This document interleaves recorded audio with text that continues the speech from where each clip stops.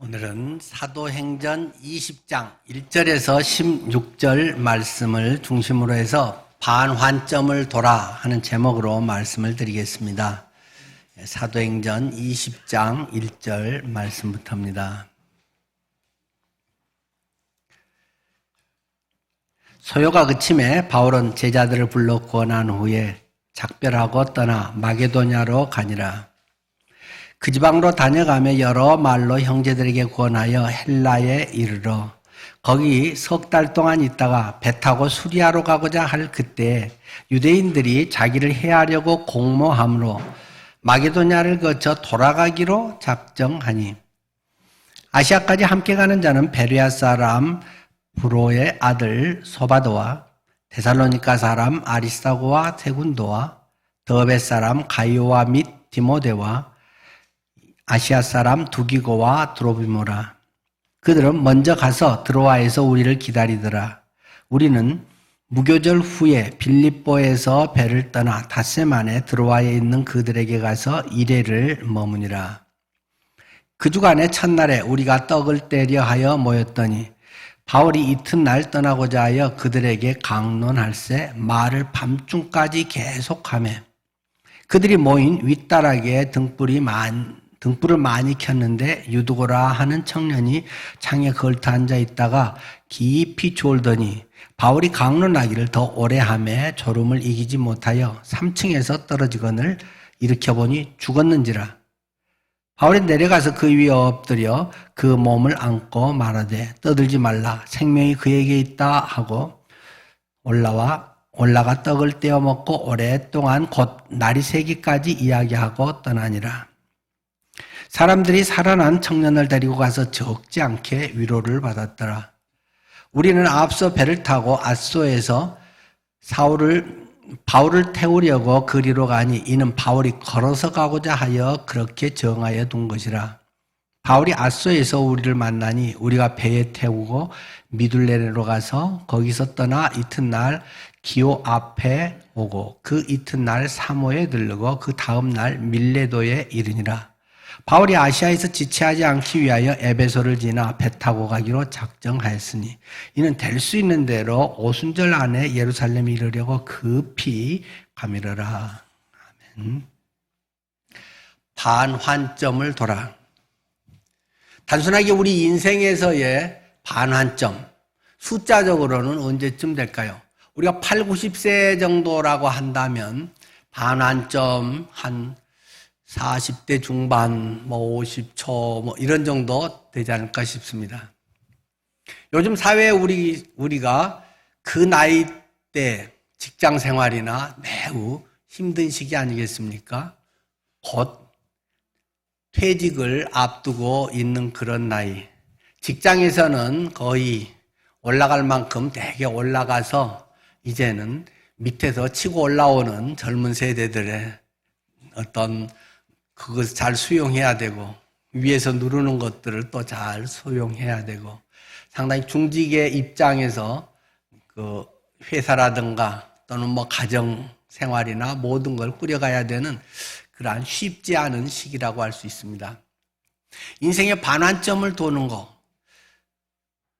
우리가 대부분 여기 계신 분들의 3분의 2 이상, 4분의 3 정도가 다 그것을 지나오신 분들인데 참 여의치 않았던 것을 많이 느낍니다. 나이적으로 또는 직장으로 뿐만 아니라 특별히 여성들은 갱년기의 그런 과정에서 몸이 많이 힘든 것을 경험하고 또 자녀 문제에 이런 부분들도 적지 않은 것을 경험하게 되는 사회적으로 매우 힘든 기간이라고 할 수 있겠습니다. 어떤 것이 잘 되는 것만 아니라 또 많은 큰 인생의 수렁에 빠질 수도 있는 그런 기간이기도 하겠고요. 인생의 반환점을 돈다. 때로는 어떤 전환점을 맞이했다. 여러분의 삶의 어떠한 전환점, 순조롭게 자기가 생각하는 대로 인생이 풀린 사람이 많이 있을까요? 그렇다면 감사할 일입니다. 그러나 많은 경우 나는 이렇게 살고 싶지 않았는데 결국 이렇게 돼 있는 자신을 발견하고 때로는 낙심하고 매우 속상하고 미안하기도 하고 그런 많은 과정들을 대체로 겪게 되는 것 같습니다. 오늘은 바울이 제3차 전도 여행에서 이 반환점을 돌아서 다시 이제 귀향하는 그런 과정의 본문이 되겠습니다. 저는 오늘 이 본문을 통해서 두 가지를 말씀드리려고 합니다. 첫 번째는 고난 가운데서도 지혜롭게 나아가라는 것입니다. 인생의 고난, 특별히 좋은 일을 할수록, 주님의 일을 할수록 고난은 필연적이다라는 것이 성경이 계속 우리에게 말하고 있는 것입니다. 흔히 선하게 살고 좋은 일 하면 나중에 잘 되고 고생도 없고 알아주고 그렇게 생각이 쉽지만 그렇지 않을 때도 적지 않다는 것입니다. 물론 그런 때도 많이 있는 것 감사하며 경험하게 되죠. 그러나 특별히 자신의 온 생애를 내던져서 복음을 위해서 산다. 그리스도의 향기가 된다. 하나님의 뜻을 이룬다고 하는 것은 생각보다 쉽지 않다는 것입니다. 그렇게 고마워하지 않는다는 것입니다. 사탄은 꼭 역사한다는 것입니다. 우리들이 살아가는 과정 속에 하나님께서 우리들 속에 좋은 뜻을 이루고자 할 때에 꼭 따르는 것이 장애물이라고 하는 사실입니다. 제가 목회하면서도 가끔 또 그런 생각을 되뇌어 보곤 합니다. 그 빈민 선교나 매우 어려운 분들의 선교로 유명했던 김진홍 목사님이라고 하는 분이 계시죠. 지금은 은퇴하셨지만 그분의 뭐 사상이나 이런 거는 이제 접어두고 뭐 뉴라이트나 뭐 어쩐 이런 것은 이제 지금 논외로 하기로 하고 그분은 빈민 에 대한 관심이 매우 많았고 그는 청계천 그쪽에 매우 어려운 사람들의 목회를 했습니다. 이제 거기서 나중에 이주를 시켜서 남양만에 가서 목회를 하게 됐죠.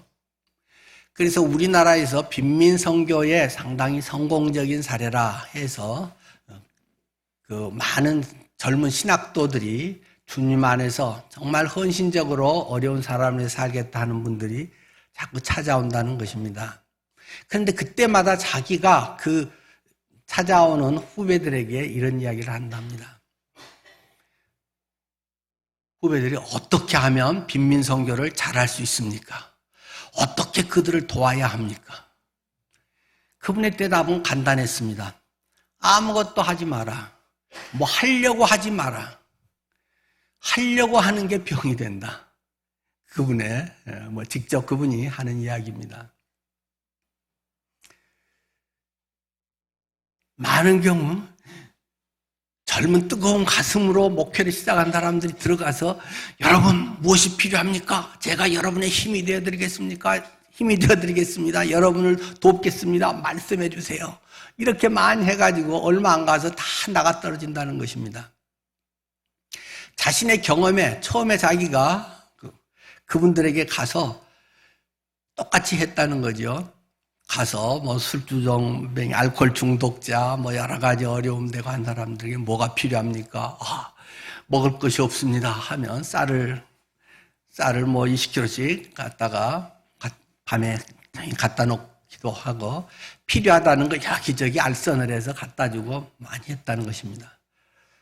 동네에 소문이 났다는 것입니다.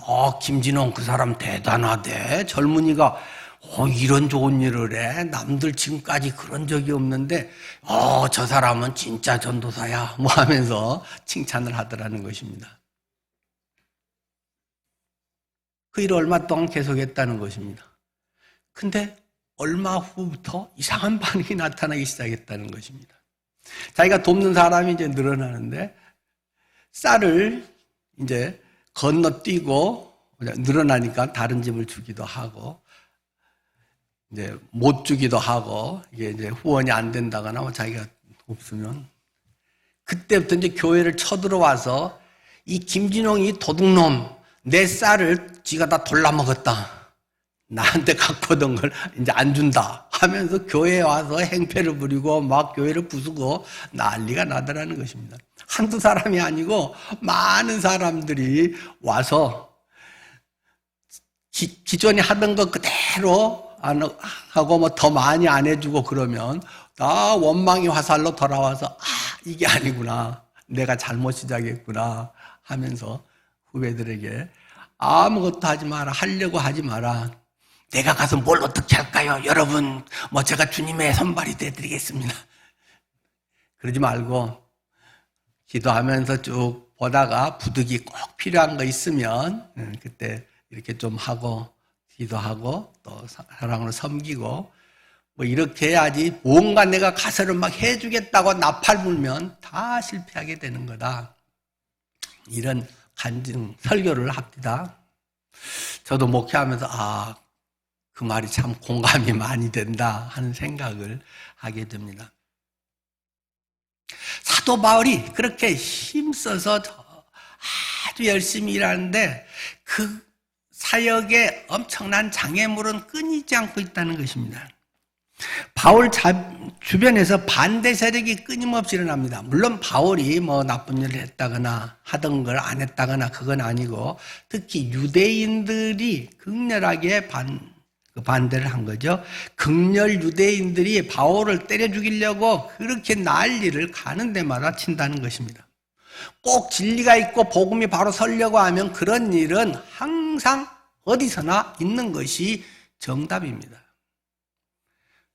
사탄은 가장 위협적인 것이 복음으로 인해서 자기의 위치가 제거되고 자기가 지옥의 멸망으로 갈 날이 가까워지기 때문에 어떻게든 특히 교회를 통해서 그러한 반대, 교회를 깨게 한다거나 분란을 일으키게 한다거나 그런 것들이 제일 확실하게 보일 수 있는 데가 교회이기 때문에 교회가 그 아지트고 수많은 것을 통해서도 어쨌든 불을 지르려고 사람들 사이를 갈라놓으려고 하고 뭔가 자꾸 그 초를 쳐서 못하게 하려고 하는 것이 사탄의 역사임을 사도행전은 수없는 예화로 보여주고 하는 것입니다. 오늘 본문이 똑같은 그런 이야기입니다.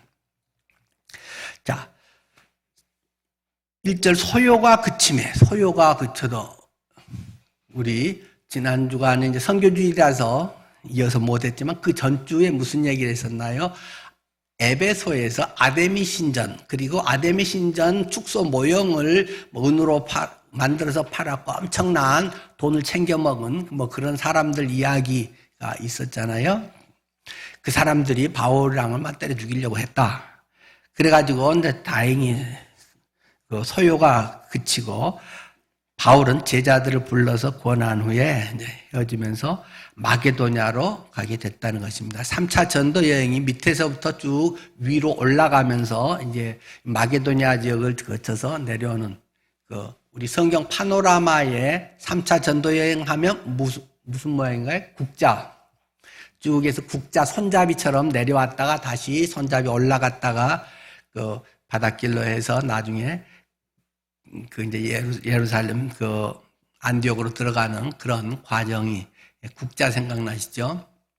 그래서 이제 국자 손잡이 있는 대로 이렇게 가게 되는 거죠. 그래서 마게도냐 지역으로 가게 된다는 것입니다. 마게도냐 지역의 대표적인 도시들이라고 한다면 빌립보, 데살로니가, 베레아, 암비볼리, 네아폴리 이런 지역들이 이제 이 그 마게도냐 지역의 교회들이죠.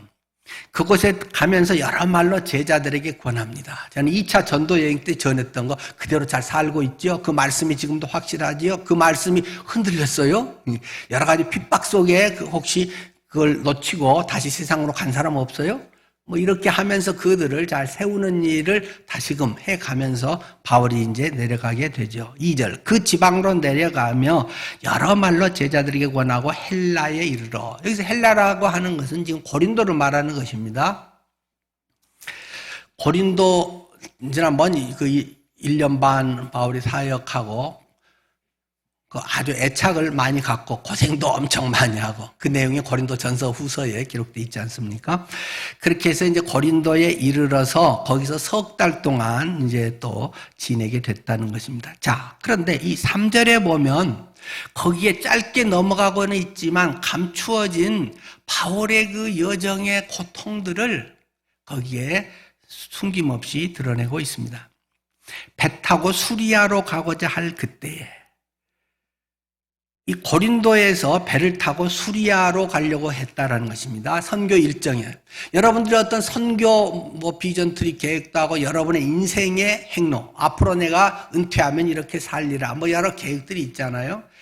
그렇게 해서 이 고린도에서 배를 타고 바로 가면 안디옥 있는 대로 바로 갈 수가 있는 것이죠. 한 방에 갈 수가 있습니다. 그래서 배를 타고 거기에서 이제 쭉 하고 아마 3차 여행을 끝내려고 했던 것 같아요.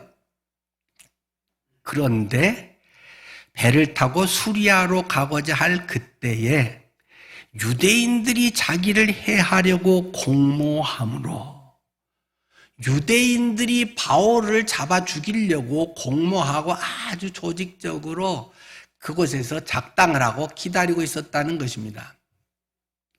우리 사극에도 보면 도망가려고 하면 항구 쪽에 배 닿는 이런 데 포졸들이 지키고 있잖아요. 그래서 이들이 아마 몇 개 조를 짜가지고 바울이 요놈이 틀림없이 고린도에서 이렇게 해서 갈 거야 하면서 이놈을 어쨌든 잡아 죽여야 돼. 계속 전도 여행 중에 따라오면서 괴롭혔던 그런 유대인들이 바울을 그 일행들을 잡아 죽이려고 했기 때문에 마게도냐를 거쳐서 돌아가기로 작정하니 바울이 이게 사람들을 통해서 알아보니까 완전 그 항구 도시에 극렬 유대인들이 쫙 깔렸다는 것입니다. 바울만 나타나기만 하면 이거 죽인다. 어떻게든 주야로 지키고 있어서 도저히 물샐 틈 없어서 빠져나갈 수가 없다는 것입니다. 바울은 대머리였다고 그래요. 머리가 거의 대부분 지금도 그 바울 그림 보면 거의 완전 그 대머리로 하고 또 키도 작고 좀 못생기고 말도 조금 어눌하고 그런다고 전해지고 있습니다. 그러니까 바울이라고 하는 목사가 이런 사람인데 하여튼 이 사람하고 같이 다닌 사람들은 죄다 잡아들여라 하고 바울 그 체포령 그 수배 전단을 가지고 유대인들끼리 이렇게 지금 지키고 있다는 거죠. 야, 도저히 뚫고 갈 방법이 없다. 그래서 전도 일정을 완전히 새로 바꿉니다. 여러분의 삶의 행로를 완전히 새로 바꿔야 될 때가 있을지 모릅니다. 그것은 굉장히 고통스러운 일입니다. 회로로 바로 간다면 간단한 건데 그래서 바울은 마게도냐를 거쳐서 돌아가기로 작정했다. 다시 고린도에서 위로 왔던 마게도냐를 거쳐서 다시 쭉 저기 드로아로 해서 그쪽으로 다시 이제 또 에베소 앞에 밀레도 있는데 해서 몇 배나 먼 거리를 육로를 통해서 죽으라고 고생하면서 교통도 아주 불편한 시대에 죽을 고생을 하면서 가야만 하는 여정이 되었다라는 것입니다. 고난 가운데에서도 지혜롭게 나아가라고 저는 먼저 말씀을 드렸습니다. 고난이 닥칠 때 여러분은 어떻게 하시겠습니까? 죽음에 맞닥뜨릴 때 여러분은 어떻게 하겠습니까? 훌륭한 믿음의 사람들이 탁 떠오르는 것이 무엇입니까? 에스더의 죽으면 죽으리라. 아주 훌륭한 믿음의 사람들이고 존경스러운 사람들입니다. 그러나 그것만이 늘 하나님의 인도하심과 정답은 아니라는 것입니다. 맞닥뜨려서 깨지면 깨지고 그렇게 해야 될 때도 있고 어떨 때는 돌아가야만 하는 때도 많다는 것입니다. 바울은 지금 그것을 우리에게 보여주고 있습니다. 믿음이 없어서 두려워서 겁나서 아니라는 것입니다. 바로 20장 뒤에 보면 후반부에 가면 바울은 이미 죽음을 지금 예고하고 있으면서 예루살렘으로 가게 될 것 그리고 거기서 내가 그렇게 죽을 수 있다라는 걸 벌써 같은 20장의 뒷부분에 벌써 이야기를 하고 있습니다. 죽음을 예고하고 있는데 꼭 두려워서가 아니라 지금은 때가 아니라는 것을 그는 깨달은 것입니다. 우리가 하나님의 일을 할 때, 하나님의 사람으로 살아갈 때 때를 잘 분별해야 됩니다. 남 앞에 믿음 좋은 척하고 와 나는 뭐 이렇습니다. 믿음의 사람입니다. 나는 한번 한다면 합니다. 그런 사람 아주 위험한 사람들입니다. 믿음이 좋은 것 같고 막 와 하고 와 한데 잘못하면 인생 망치는 사람들이 많습니다. 근데 그 내용을 우리가 정확히는 알 수 없죠. 정말로 성령께서 그렇게 순교를 통해서 영광을 나타내게 하는 건지 아니면 사람들 앞에 은근히 좋은 명분 있는 데다가 자기의 야망까지 해서 야 이렇게 하고 저 형제 저 집사가 저렇게 믿음 좋아 와 하나님을 위해서 저렇게 헌신해 하는 은근한 야망이 끼어 있는 건지는 뭐 본인이 알겠죠. 그러니까 너무 쉽게 자꾸 공식화해서 이럴 때는 이래야 돼. 이렇게 안 할 때는 너는 뭐 믿음이 없어. 이런 말 하는 것은 옆에서 아주 위험하다는 사실입니다. 바울은 돌아간 적이 수없이 많습니다. 본문에서 유대인들이 자기를 해하려고 하므로 마게도냐를 거쳐 돌아가기로 작정하니. 자, 오늘 본문에만도 한 3번 정도가 그런 내용이 제시가 되어 있습니다. 두 번째 보면요. 여기서 이제 바울과 함께 했던 일행들 명단 7명이 4절에 기록되어 있죠. 거기에는 이미 바울이 2차 전도 여행 때 세운 여러 교회의 이제 지도자들, 그들이 다들 새신자인데, 믿은 지 몇 달 안 되고, 잘해야 1, 2년, 길어야 3년도 안 되는 이런 사람들인데 그 사람들이 바울과 함께 다니면서 나도 내 모든 걸 바쳐서 살겠다. 이것이 내 인생의 목표고 내가 최고의 인생 가치를 발견했다. 그것을 위해서 내 인생을 쏟아붓는 것은 결코 낭비가 아니다. 이런 사람들이 교회 대표들이 모였다는 것입니다. 그 사람들이 7명의 이름이 있는데 5절 그들은 먼저 가서 드로아에서 우리를 기다리더라. 우리는 무교절 후에 에베소에서 배를 타고 닷새 만에 드로아에 있는 그들이 가서 그들과 일주일간을 머물렀다고 6절에 말하고 있습니다. 지금 이것은 뭘 말하는 것입니까? 지금 이 속에는 많은 것을 담고 있는 것입니다. 아까 워낙 고린도에서의 그런 그들을 죽이려고 하는 박해 세력이 강하기 때문에 갈 수 없이 이게 이제 방향을 바꿨는데 그래서 이 조를 나눴다는 것입니다. 나머지 이 7명을 보내서 그들은 야 니들은 배 타고 가거라. 요즘같이 정보통신이 많이 발달하지 않았기 때문에 바울 일행이 누군지를 정확히 잘 알 수가 없죠. 그리고 새신자들이면서 교회 지도자급인 이제 이런 사람들이기 때문에 그래서 이들은 7명은 배를 타고 드로아로 갔고 또 나머지는 몇 명인가요? 2명. 바울과 이 책을 쓴 사도행전을 쓴 누가. 그래서 우리는 6절에도 보면 우리는이라고 표현하잖아요. 누가가 썼기 때문에 자기를 포함해서 할 때 우리라고 표현을 하는 겁니다.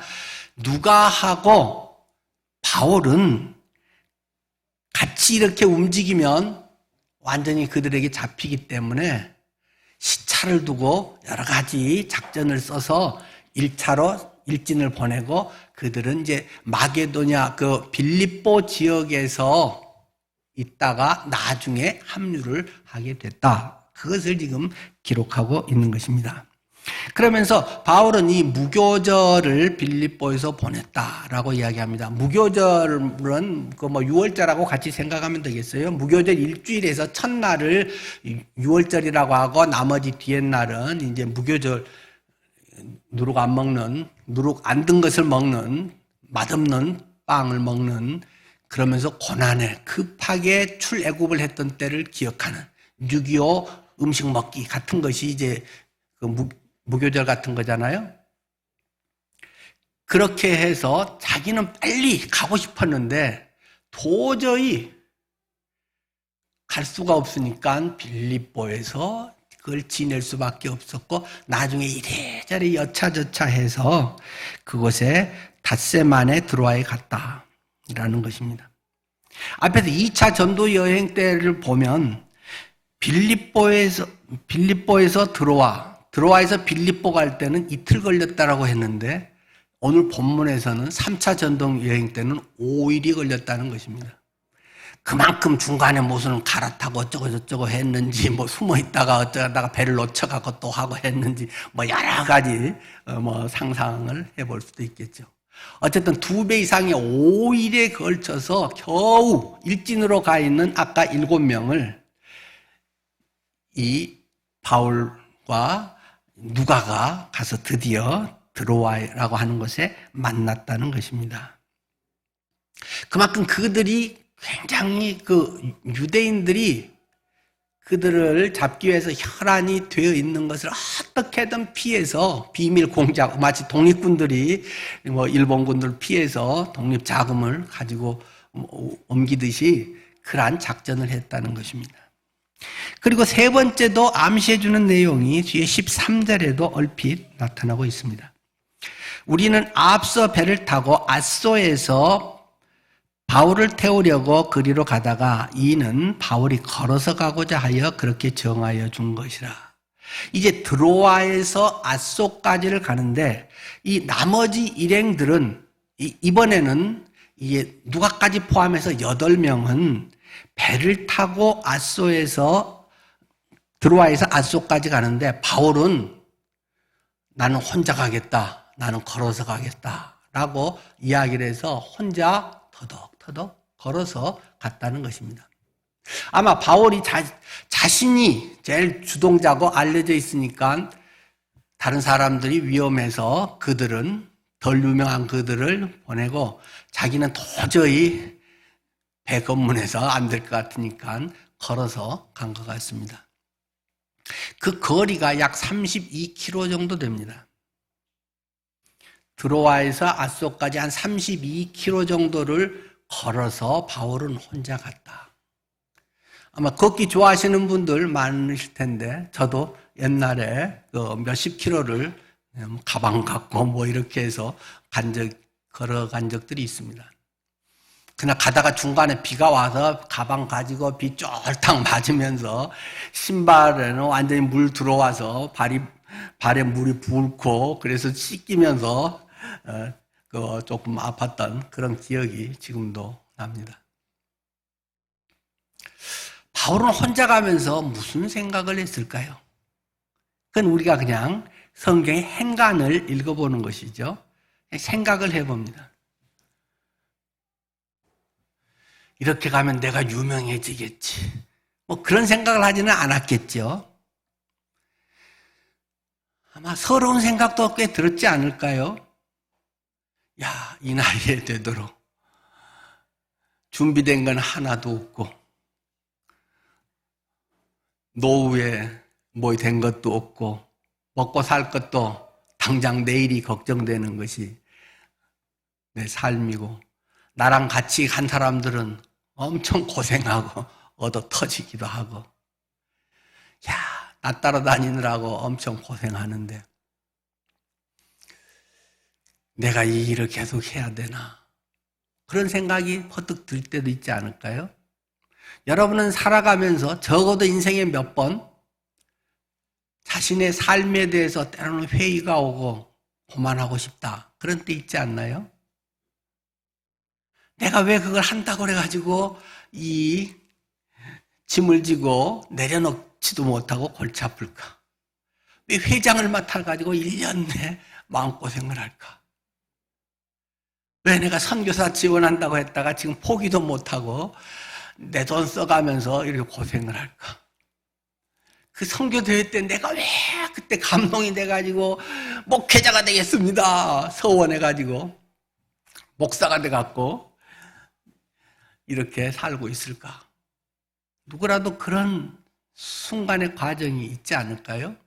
보통은 적어도 한 3번 정도는 온다고 하지 않습니까? 내가 안 그래도 남들처럼 편하게 좋은 일로 대접받으면서 내 돈 내가 벌어서 부짐하게, 풍성하게, 나 노후에 여행도 다니고 행복하게 마음대로 해도 누가 뭐라고 하나. 가끔 있으면 누구 조금 이렇게 인심 쓰고 뭐 이렇게 하면 고마워하고. 내가 이렇게 하는 걸 당연하게 여기고. 그렇다고 어디 말도 못하고 바보같이. 그러다가 몸은 아프고. 뭐 이런 생각이 얼마든지 우리들 속에 교차할 수 있을 것입니다. 근데 바울도 그것이 뭐 사람이기 때문에 전혀 없었다고 말할 수는 없겠지만 제가 생각하기에는 아마 잠깐 그런 생각이 있다가도 바울은 예수님의 발자취를 생각하지 않았을까 싶습니다. 주님의 십자가의 길.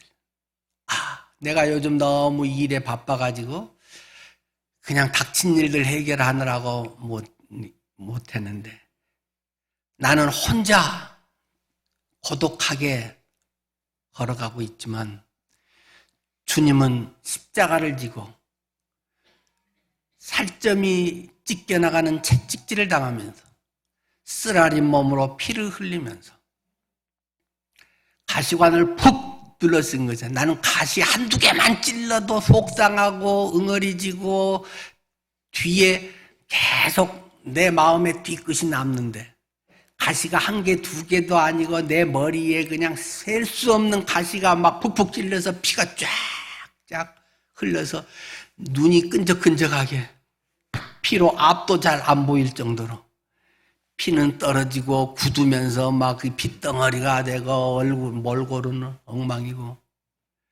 그러면서도 쓰러지다 일어나서 또 끌고 가다 피가 흥건히 고인 것을 보고 뒤에서는 어머니의 부르짖음에 예수야 예수야 우는 어머니의 음성. 그런 가운데 십자가에 못 박혀서 창에 찔리고 피를 쏟고 거기에서도 숨이 넘어갈 듯 하면서 7마디 말씀을 하셨던 주님. 그 예수를 생각하며 바울은 내가 괜히 했다. 내가 이 길을 왜 들어섰나. 그러진 않았을 것 같습니다. 너무 양반길이네요. 내 십자가라고 하는 것이 내가 고생한다고 하는 것이 너무 호강해요. 주님 앞에 뭐라고 할 말이 없습니다. 나는 오히려 예수쟁이들을 오해해서 때려 죽이고 내가 잘난 척하고 나의 학식과 내가 가진 뭐 학문 또는 가문 뭘 자랑하고 그걸로 은근히 폼재고 명예와 자존심을 세워가면서 살고 내가 큰일이나 하는 것처럼 그 혈안이 되어서 예수쟁이들 다마스커스까지 가서 열렬한 신앙인처럼 보이는 그런 나를 불러서 나를 쓰레기통에 쳐넣어도 할 말 없는 나를 주님의 영광의 반열에 주님의 종으로 삼아주시다니. 하나님의 종된 나 바울은 로마에 있는 교회들에게 편지를 쓴다. 나 같은 것을 이렇게 써주시다니요. 아마 바울은 그 길을 걸으면서 감격과 눈물의 시간을 갖지 않았을까요?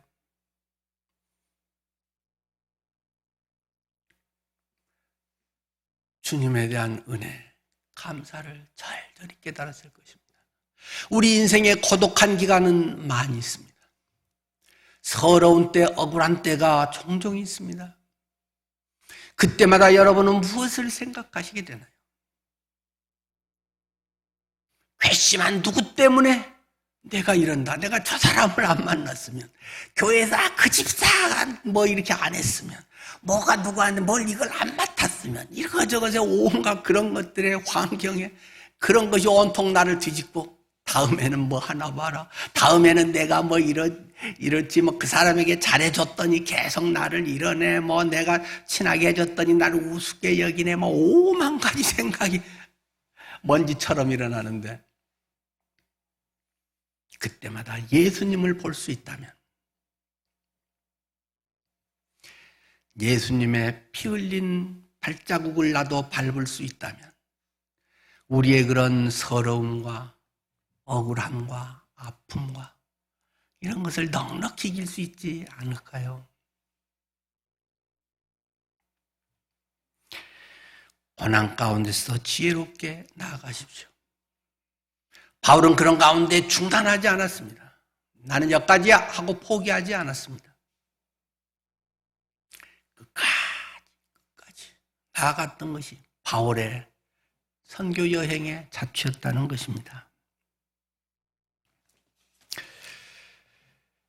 두 번째로 강조드리고 싶은 것은 큰 시험거리가 오히려 큰 유익이 될 수 있다는 사실입니다. 인생에는 대부분 시험거리를 만납니다. 때로는 내가 감당하기 어려운 큰 시험거리가 놓여있고 닥쳐옵니다. 큰 질병일 수도 있고 사고일 수도 있고 자녀의 문제일 수도 있고 돈의 문제일 수도 있고 자존심의 문제일 수도 있고 오만 가지 것에서 우리는 그러한 것을 경험할 수 있습니다. 그러나 그것이 오히려 내게 더 값지고 더 유익한 하나님의 섭리를 드러내는 간증이 될 수 있다는 사실입니다. 7절 말씀부터입니다. 드로아 교회에서 있던 일입니다. 참 드로아, 바울은 드로아 하면 잊을 수 없을 것입니다. 자기 전도 계획을 완전히 망가뜨려버린 장소 드로아. 갈라디아 쪽으로 오른쪽으로 가려고 했던 것이 완전히 마게도니아인의 환상이 드로아에서 보이면서 우리한테 와서 복음 좀 전해주세요 하는 걸 보고 완전히 서쪽으로 가서 그 안에 모든 계획, 모든 인생의 그의 삶의 설교대가 완전히 꼬여버린 그 환상의 장소 드로아.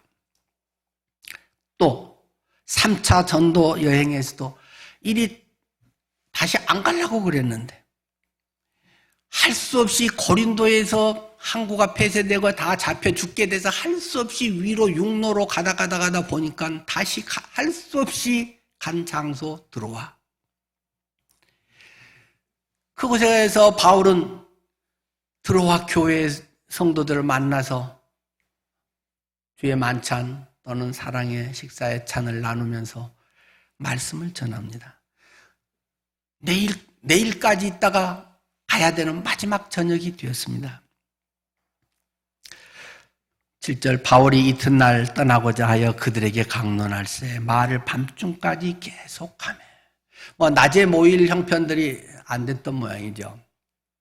일도 해야 되고 여러 가지 이제 상황들이 됐지 않을까 싶습니다. 그래서 이제 저녁에 모여서 이제 간단히 식사를 하고 바울이 뭐 하겠습니까? 가서 하나님의 말씀을 전하고 그들에게 이제 설교를 하죠. 그래서 설교를 하는데 바울이 얼마나 길게 설교를 하는지 아마 한 대여섯 시간은 계속 설교를 했던 것 같아요. 시간적으로 보면 한 9시쯤 이렇게 설교를 시작했더라도 아마 3시쯤 되지 않았을까 싶은데요. 그때까지 바울은 그냥 설교를 끊임없이 한다는 것입니다. 막 해주고 싶은 말이 너무너무 많다는 것입니다. 언제 이들을 다시 볼지 알 수 없고 그들이 아직 신앙이 어리고 그들이 아직 그 주님의 그런 형상으로 빚어지지 못하고 자기의 뜻을 따라 살아가는 그들에게 이 말도 해주고 싶고 이것도 너무 중요하고 이건 꼭 필요하고 그래서 한 6시간 이상을 막 설교를 계속 한다는 것입니다. 8절에 우리가 모인 윗다락에 등불이 많이 켰는데 이제 저녁이니까 등불을 많이 켜죠. 근데 등불이 지금같이 이런 전기라든가 조명시설이 잘 됐겠어요? 제가 고대에 이런 램프 이런 것을 수집을 합니다. 그러나 진품은 하나도 없고 전부 모형으로 된 거. 예수님 시대에 실제로 썼던 등잔 어떤 그것에 이제 똑같이 그걸 재현해 놓은 그런 등잔이라든가 여러 형태가 이제 저희 집에 좀 수집된 것이 있고 제 방에도 이제 1세기 때 썼던 그 모형이 하나 지금 제 방에도 있습니다. 거기다 제가 이제 해서 실험을 다 해봤죠. 주로 올리브유 같은 거를 이제 많이 했어요. 그런데 올리브유를 넣고 이제 심지를 잘 해서 이걸 켜면 근데 올리브유로 이걸 태워보니까 그렇게 밝거나 그렇게 기대했던 것만큼 불이 그렇게 안 되더라고요. 그름도 제법 많이 나고요. 그렇게 밝지가 않습니다. 요즘 우리 등잔, 옛날에 우리 초코집불이라고 하는 뭐 그런 등잔도 제가 그 이제 원본을 제가 뭐 구입해 놓은 건 있지만은 거기에다가 그 석유 넣고 하면 훨씬 그 또 그름은 있지만 그거보다 밝고 잘 켜집니다. 근데 그런 것이 사람이 많이 모였으니까 여러 군데 많이 등불을 켜놨다는 것입니다. 윗다락에 등잔을 많이 켰는데, 그래서 사람들이 이제 밑에도 앉고 위에도 하고 바울이 와서 또 내일은 간다고 하니까 사람들이 막 그 신자들이 총동원으로 모였죠. 그래서 이제 자리가 적으니까 한 청년은 거기 이제 그 창에 걸터 앉아서 있었다는 것입니다. 이제 그 3층쯤인데 3층에 그 창에 걸터 앉아서라도 이제 어쨌든 말씀을 좀 들으려고 하는데 마음은 원인데 육신이 약해가지고 꾸벅꾸벅 존다는 것입니다. 성경에도 깊이 졸더니 이렇게 표현이 돼 있잖아요. 아마 낮에도 뭐 일하고 엄청 피곤했겠죠. 또 등잔을 많이 켜놓으니까 이 산소를 많이 태워 먹어서 거기에 산소가 좀 희박해지면 또 졸음이 막 오잖아요. 운전하고 갈 때도 문 딱 닫고 에어컨 오래 난방기도 오래 틀면 이게 산소 부족하면 막 졸리잖아요.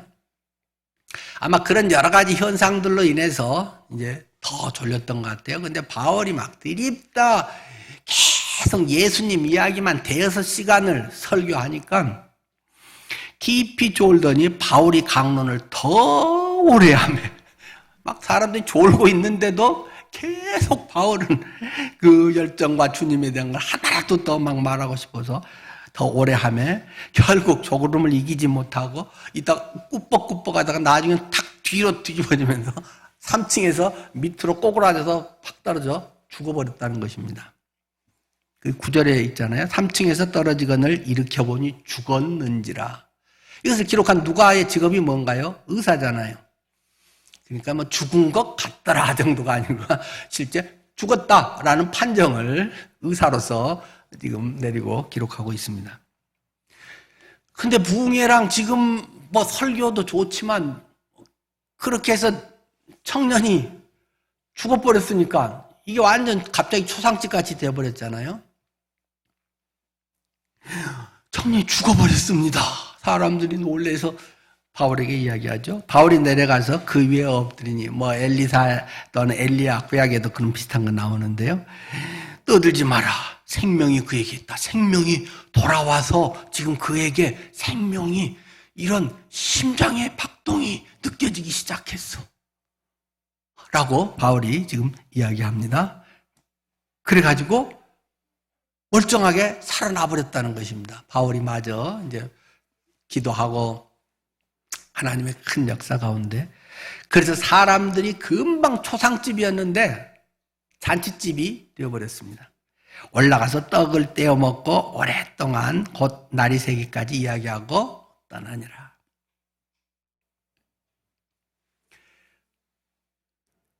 우리의 삶에 때로는 초상집 같을 때가 있습니다. 별로 기대할 수 없고 끝장인가 보다.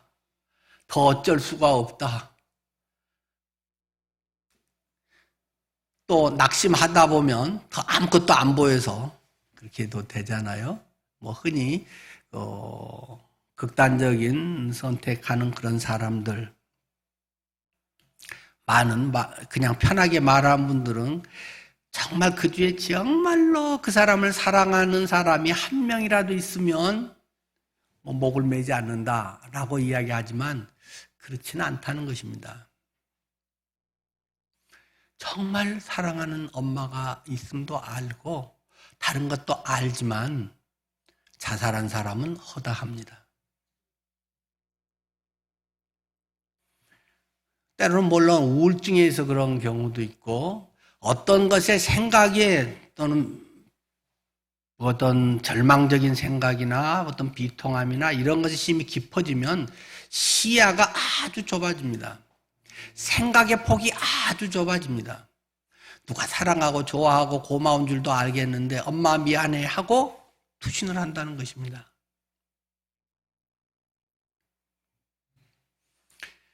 이것밖에 해결책이 없다고, 엄마도 해결해 줄 수 없다고 생각이 되고 끊어야겠다라고 하는 사람들이 적지 않습니다. 내 인생이 죽었다고 생각할 때, 부도가 나버렸어요. 폐인이 되어버렸어요. 직장에서 젊은 나이에 내몰렸어요. 장애를 입었어요. 돈을 다 보이스피싱 당했어요. 그런 많은 상황들에서 죽었다고 생각할 때 자신이 바보같이 내가 왜 그렇게 속았어? 나는 내가 뭐 이렇게 했어? 내가 충성했는데 이용당했구나. 내가 배신당했구나. 뭐 이런 사람도 있고. 그런 마음들이 올 수 있다는 거죠. 그럴 때 생명이 하나님을 통해서 새롭게 역사할 수 있다. 살아날 수 있다. 죽은 뼈도 살아날 수 있다. 마른 뼈도 살아날 수 있다. 하나님의 역사를 봐야 되는 것입니다. 환경을 보고 주변에 나의 갖고 있는 뭘로는 해결이 되지 않은 게 많습니다. 인간이 궁극적으로 할 수 있는 것은 무엇이겠습니까? 대충 괜찮을 때는 할 수 있는 일이 많습니다. 그러나 궁극적으로 사람이 왜 죽습니까? 숨을 못 쉬어서 죽습니다. 숨 쉬어보세요. 숨 이렇게 해요, 이렇게 해요. 한다고 쉬어지나요? 숨 쉬기 싫어서 죽나요?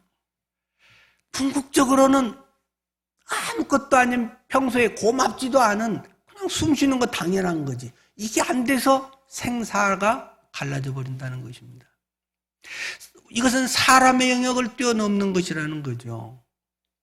사람이 아무리 돈이 많고 명예가 있고 자기의 목적을 성취하고 많은 것을 했어도 내 숨 하나, 요거 하나 연장시킬 수 없는 것이 인생이라고 하는 것입니다. 너희 인생의 생명은 코끝에 매달려 있는 것이다. 기억해야 됩니다. 하나님이 아니어도 내가 뭐 잘 살 수 있고 하나님 믿으면 좀 더 좋고 하나님이 도우시면 뭐 감사하지가 아니라 하나님이 생명이다. 내가 곧 길이요 진리요 생명이다. 그것이 없으면 죽은 목숨이야. 하나님의 진노가 이미 그 위에 머물러 있느니라. 그러니 우리가 무엇을 의지하고 무엇을 자랑할 수 있다는 말입니까?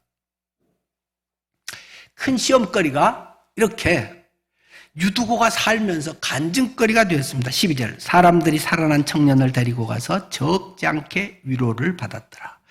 부활의 산증거가 됐다는 것입니다. 그전에는 이론인 부활인데 뭐 죽었다가도 살 수 있지 뭐 주님이 역사하면 살 수 있지 뭐 야이로의 딸도 뭐 그랬고 주님이 뭐 과부의 나인성 과부의 아들도 살렸지. 성경의 이야기는 예화는 잘 알지만 부활의 주님을 네가 정말 믿나? 라는 하나님의 질문에 뭐라고 대답할 수 있겠습니까? 이론으로 알았던 이 하나님의 말씀이 유두고가 죽었다가 살아남으로 인해서 부활이 정말 맞네? 예수 안에 부활의 생명이 역사하는 것이네? 하나님은 생명이네? 죽은 자도 살리시는 분이네? 하는 것을 경험하고 그들이 위로를 받았다는 것입니다. 여러분의 삶 가운데 부활의 생명, 죽어서 끝장 나버렸는데 3일간 장사 되어버렸는데 그 다음에 하나님의 더 놀라운 사건, 부활이 있음을 기억하십시오. 그리스도인의 신앙은 부활의 신앙으로 완성이 되는 것입니다.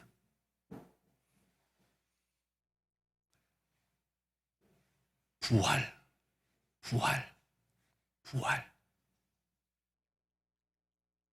한동안 지겹도록 외쳤던 부활 간증.